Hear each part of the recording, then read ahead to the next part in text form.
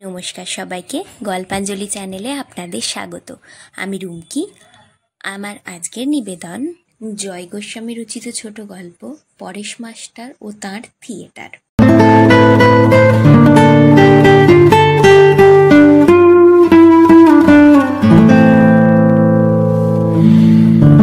পরেশ মাস্টারের কথা আগে কোথাও বলে থাকবো, কোনো লেখাই। আবারও বলছি, কারণ পরেশ মাস্টারের মুখ ছাড়া ফেসবুক হয় না। ঘস ঘস করে দ্রুত ওপর দিকে পেন্সিল টানলে স্কেচে যেমন চুলের টান আসবে, অবিকল সেই রকমের খোঁচা চুল, কিন্তু সব সাদা। কবেকার পুরনো একটা কালো ফ্রেমের চশমা, ফ্যাকাশে সাদা ধরনের ফর্সা মুখে যার কালো আরও বেশি ফুটে ওঠে। চশমার কাচের পিছনে চোখ দুটো চুপ করেই থাকে সর্বদা। কখনো সখনো আলো জ্বালিয়ে উল্টো দিকের মুখটা পড়ে দেখল একবার, তারপর আবার চুপ করে গেল চশমার নিচে। একদিনের দাড়ি তাদের সাদা ডগাগুলো বার করেছে সারা মুখে। গায়ে বুশ শার্টটাও সাদা। বুকের দুটো বোতাম দেওয়ার সময় পাননি তখনও, কেন তা পরে বলছি। এখন এটুকু বলি, জামার ফাঁকে বুকের সাদা লোমের গুচ্ছ বেরিয়ে আসছে। এত রকম সাদা সত্ত্বেও লোকটি কিছুতেই শ্বেত শুভ্র নয়, বরং ম্লান।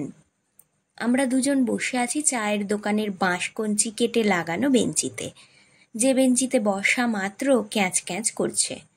আমরা চায়ের গেলাস হাতে নিয়েছি এক্ষুনি। উনি দাঁড়িয়ে। আমার সঙ্গী, তার নাম ধরা যাক স্পন্দন।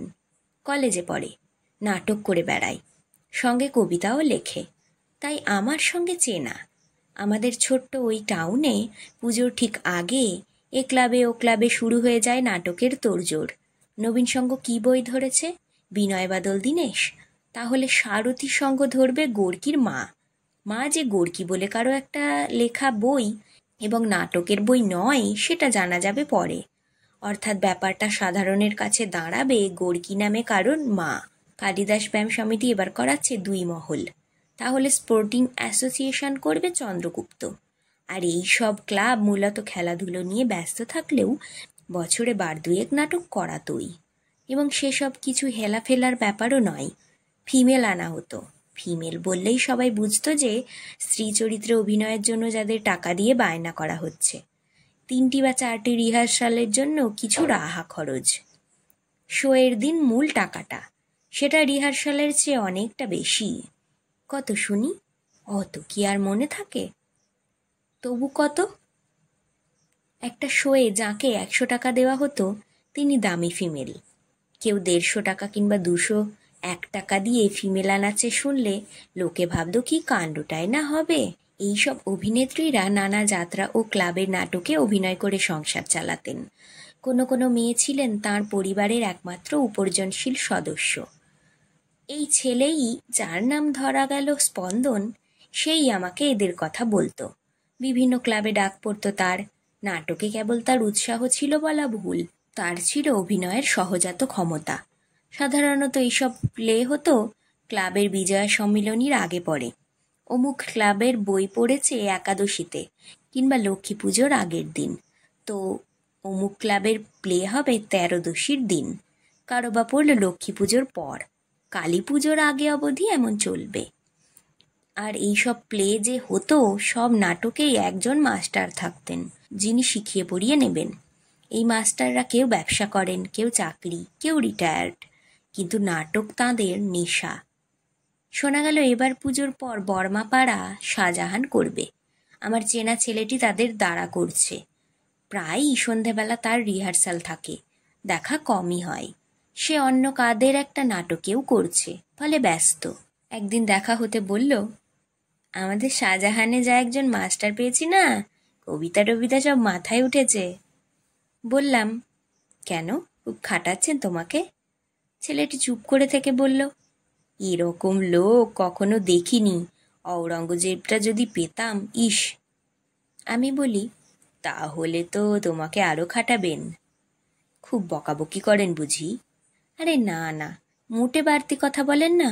মেঘাদা ঔরঙ্গজেব পারবে না, পারবেই না। কিন্তু ওকে তো ওই বোঝানোটা আমি শুনেছি, শুনে রাখছি, পরে যদি কাজে লাগে। চললাম আজ, কেমন? আপনি ওদিকে যাবেন?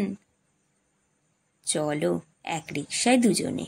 বোধ হয় আজ একটু দেরি হয়ে যাবে আমার। উনি এসে যাবেন, আমি চলি। দেরি হলে কি রিহার্সালে ঢুকতে দেবেন না? না না, সবাই তো দেরিই করে। উনি কাউকে কিছু বলেন না, তবে আমার দিকে একবার শুধু তাকান, কিছু বলেন না। বলতে বলতে এসে পড়ে হেমনলিনী উচ্চ বালিকা বিদ্যালয়। স্পন্দন তার লম্বা শরীরটা নিয়ে ঝাঁকড়া চুল নাড়িয়ে লাফ দিয়ে নামে রিকশা থেকে। আমার দিকে একবার হাত নাড়িয়ে স্কুল বাড়ির গেট দিয়ে ভিতরে ঢুকে যাই। এই স্কুলেরই একটা বড় ঘর নিয়ে রিহার্সাল। রিকশা ঘুরিয়ে ফিরতে ফিরতে ভাবি, পরদিন স্পন্দনকে বলবো আমাকে একটু রিহার্সাল দেখাতে নিয়ে যাবে।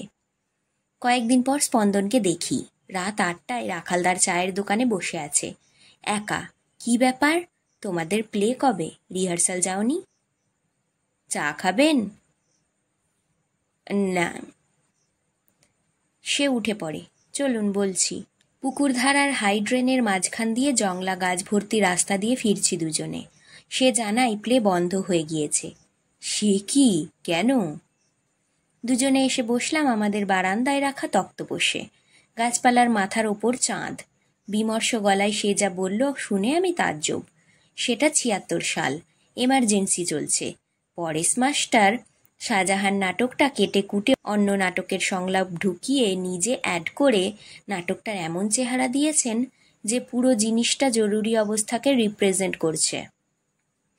আওরঙ্গজেবকে অনেক স্বাভাবিক আর শান্ত করে দিয়েছেন, কিন্তু তার নিষ্ঠুরতা ও ডিরেক্টরশিপটা তাতে অনেক জোরালো হয়ে ফুটছে। মেঘাদা পারছিল না, তাতে কি? অনেকগুলো ক্যারেক্টারকে এদিক ওদিক করেছেন। ফাইনাল চেহারাটা আসার পরেই ক্লাবের লোকজন বুঝতে পেরে নাটক বন্ধ করে দিয়েছে। সে কি কথা? হ্যাঁ, ওরা অন্য বই করবে কালী পুজোর পর। সব কংগ্রেসের লোকজন, বোঝেনি তো? ওরা মানিকবাবুকে ডেকেছে। উনি আমি চাইনি করাবেন, আমাকে যেতে বলেছিল। দূর, আমি আর যাব না। আমার তখনও বিস্ময় কাটছে না। বলো কি, এসবও হয় নাকি? এজন্য নাটক বন্ধ করে দিতে পারে? তাই তো দেখলাম, পরেশ মাস্টারকে মেঘাদা বলল এর মধ্যে পার্টিবাজি ঢোকাচ্ছেন, বিপ্লবী পার্টিবাজি, ওসব এখানে চলবে না। উনি কি বললেন? উনি কিচ্ছু বললেন না, সাইকেলটা নিয়ে বেরিয়ে এলেন, আমিও বেরিয়ে এলাম। তোমায় কিছু বললেন বেরিয়ে? ভেবেছিলাম বলবেন, বললেন শুধু একটা কথা, সাইকেলটা পাম্প করাতে হবে, দোকান কি খোলা পাবো? আর কিচ্ছু না। না। আপনি ভাবুন, আমাকে দাঁড়া থেকে চেঞ্জ করে উনি দিলদার করাচ্ছিলেন। সবাই আপত্তি করল, মানাবে না, কলেজের ছোকরা। উনি বললেন হাইটটা আছে, মেকআপটা আমি করিয়ে দেব। ভবানী রেডিওকে বাদ দিয়ে আমাকে দিলদার। ভাবুন। বলো কি, ভবানী রেডিও তো এর আগে 2টো ক্লাবে 3বার দিলদার করেছে। তাই তো, করেছেই তো। মিন্টু ঘোষাল খুব রেগে গিয়েছে। মিন্টু ঘোষালের রেডিওর দোকান আছে, ভবানী রেডিও। সেই ভবানী রেডিও নামেই আড়ালে আবডালে মিন্টু ঘোষালকে মেনশন করে সবাই। মিন্টু ঘোষাল সেটা জানেও। একবার তারক মাস্টারের কি একটা বই হচ্ছে, মিন্টু ঘোষালের তাতে পার্ট আছে। তারক মাস্টার সবেতেই টেনশন করতেন। স্টেজে ঢোকার সময় এসে গিয়েছে, কিন্তু ভবানী রেডিওকে পাওয়া যাচ্ছে না। তারক মাস্টার চাপা গলায় চেঁচাচ্ছেন, ভবানী রেডিওর ঢোকা তো এবার। ভবানী রেডিও কই? ভবানী রেডিও ঢুকবে তো, এই ভবানী। মিন্টু ঘোষাল পাশ থেকে বলতে বাধ্য হলো, এই তো আমি, এই তো। এই যে ভবানী, কোথায় ছিলে? যাও, তোমার এন্ট্রান্স, ঢুকে উদ্ধার করো। ভবানী আসলে মিন্টু ঘোষালের ঠাকুরদার নাম। সেই নামেই রেডিওর দোকান দেওয়া হয়। ভবানী রেডিও শুধু পার্টি করে না, বড় একজন পেট্রনও। মোটা টাকা দেয়, তাকে পুরো বাদ। স্পন্দন নিচু আর বিমর্ষ গলায় বলে, রিহার্সালে ওকে যত দেখতাম অবাক হয়ে যেতাম। একদিন বাড়ি ফেরার পথে জিজ্ঞেস করলাম, বদলগুলো কেন করছেন? উনি বললেন সময়টাকে ধরতে হবে। আমি বলি, সময়? উনি বললেন কথাটা? স্পন্দন বলে, হ্যাঁ, সময় কথাটা আর কারো মুখে অমন করে শুনিনি। উনি বলতেন সময়ের সঙ্গে একটা কানেকশন যদি না বার করতে পারো তাহলে থিয়েটার করবে কেন বলো? নাটকটা যদি পুরোটাই তেমন না হয় তবে একটু এদিক ওদিক করে কানেকশনটা বার করে নিতে হবে। মানে ডিসকভার করতে হবে। একটা নাটকের প্রোডাকশন মানে কি? মানে তো একটা ডিসকভারি, একটা কিচ্ছু আবিষ্কার করা, তাই না? স্পন্দন, তুমি আমাকে একদিন লোকটির কাছে নিয়ে চলো, এরকম কথা আমি শুনিনি। স্পন্দন বলে, আমিও শুনিনি জয়দা, খুব আস্তে আস্তে কথা বলেন, কিন্তু কথাগুলো এমন না। উনি বললেন, সায়েন্টিস্ট যেমন একটা কিছু আবিষ্কার করার জন্য কাজ করে, থিয়েটারও তাই। থিয়েটারও কিছু একটা আবিষ্কার করার জন্য কাজ করে। কি আবিষ্কার করে থিয়েটার? আমি জিজ্ঞেস করতে উনি বললেন, সময়টাকে নতুন করে আবিষ্কার করে। বলতে বলতে স্পন্দন চুপ করে যায়। তারপর আবার বলে, রিহার্সাল থেকে ফেরার সময় ওর পাশে পাশে হাঁটতাম, উনি থেমে থেমে বলতেন এগুলো। আমি জিজ্ঞেস করি, উনি কি করেন? কোনো একজন বড় কন্ট্রাক্টরের কাছে কাজ করেন শুনেছি, বোধহয় মহেশ সাধুকার কাছে। বলতে চান না বিশেষ? কি কাজ? ওই রাস্তা টাস্তা তৈরির সময় খানিকটা দেখাশোনার কাজ, সুপারভাইজারই আর কি। একদিন সকাল 9টার পর একটু আগে এসে পড়েছি দুজনে। পরেশ মাস্টারের বাড়ি টাউনের একটু বাইরে জায়গাটা, হাইওয়ে থেকে খানিকটা নেমে এসে বড় একটা একতলা বাড়ি, যার সদর দরজা খোলা। স্পন্দন ঢুকে গেল, পিছনে আমি।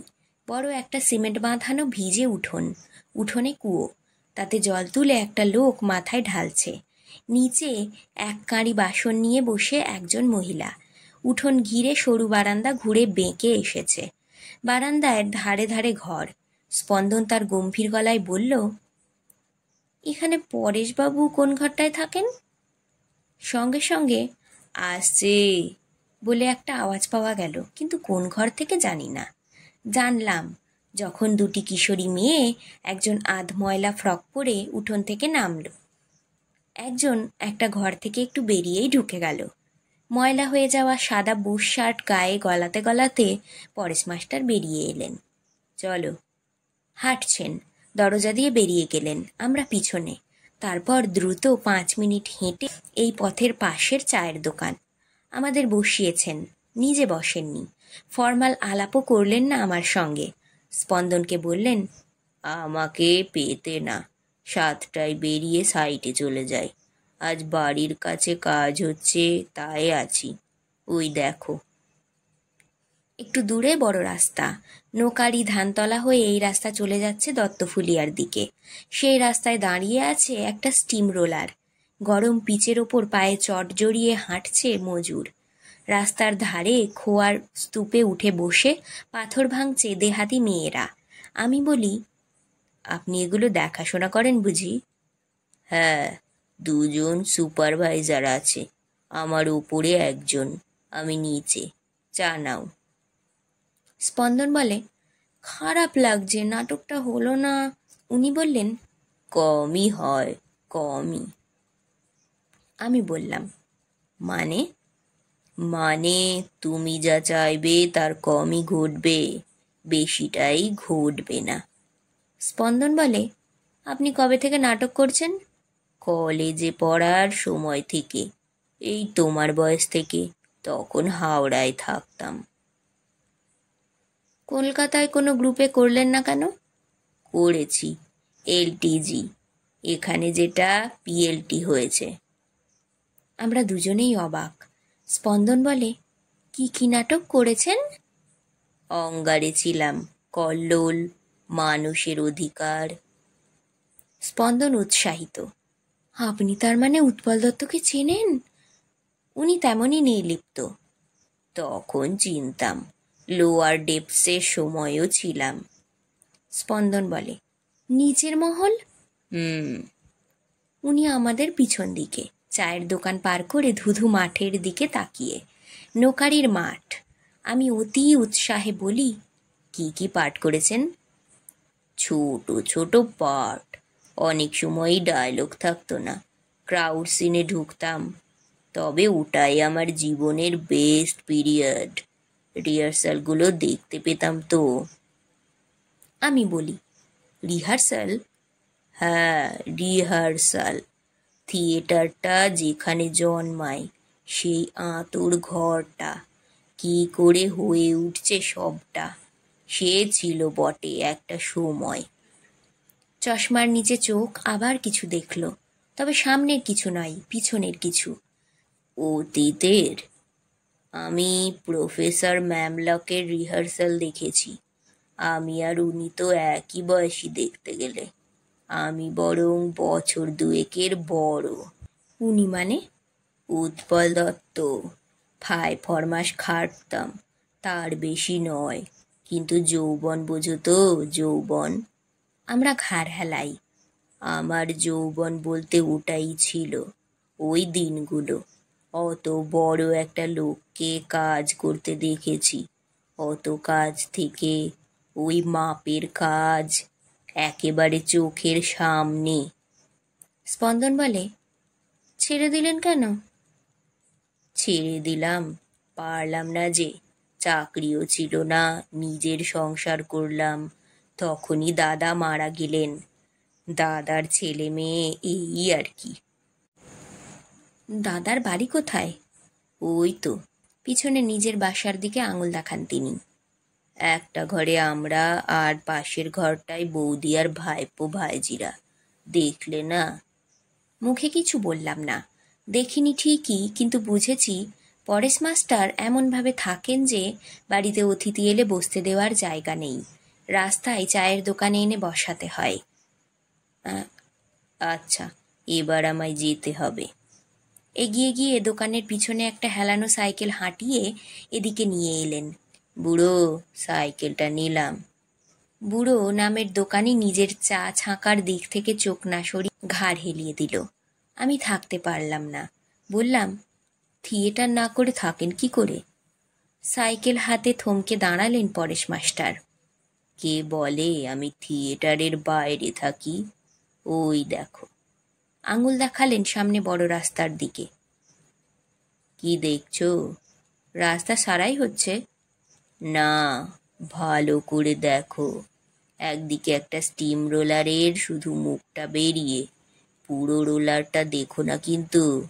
বাকিটা কেটে দাও, শুধু মুখটা বেরিয়ে আছে ওইটা দেখো। ওই ঢালু থেকে খোয়ার ঝুড়ি মাথায় মেয়েরা উঠে আসছে।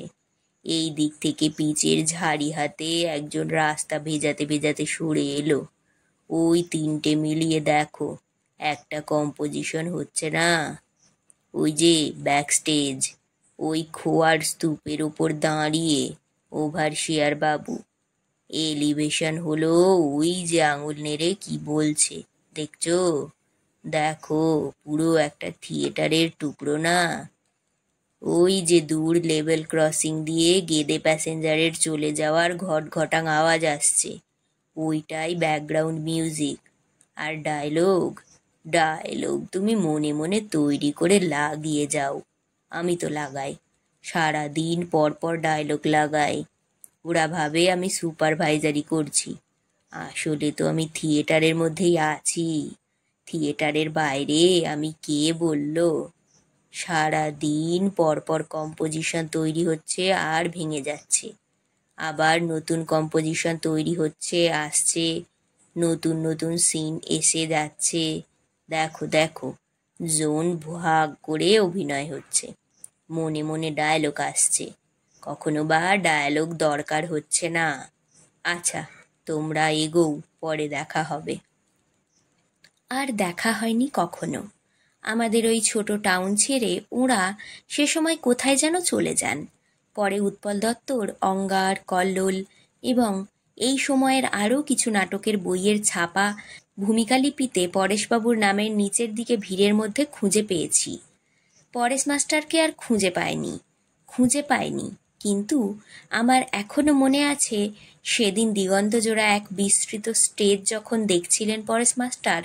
পুরো ওই রাস্তার পিছনে মাঠ, রেল লাইন, রাস্তা সারানোর মজুর, কামিন, স্টিম রোলার নিয়ে যখন মনে মনে তৈরি করছিলেন ওর ওই বিরাট থিয়েটার, তখন ওর মুখটা জ্বলছিল, খোঁচা খোঁচা সাদা দাড়ির মুখ, পেন্সিল স্কেচের মতো কদম ছাঁট পাকা চুল, আর পুরনো কালো ফ্রেমের চশমার নিচে উল্কার মতো হয়ে যাওয়া দুটি চোখকে ধরে রাখা সেই অকাল বৃদ্ধ মুখ। হ্যাঁ, সে মুখ জ্বলছিলই, তাতে ভুল নেই।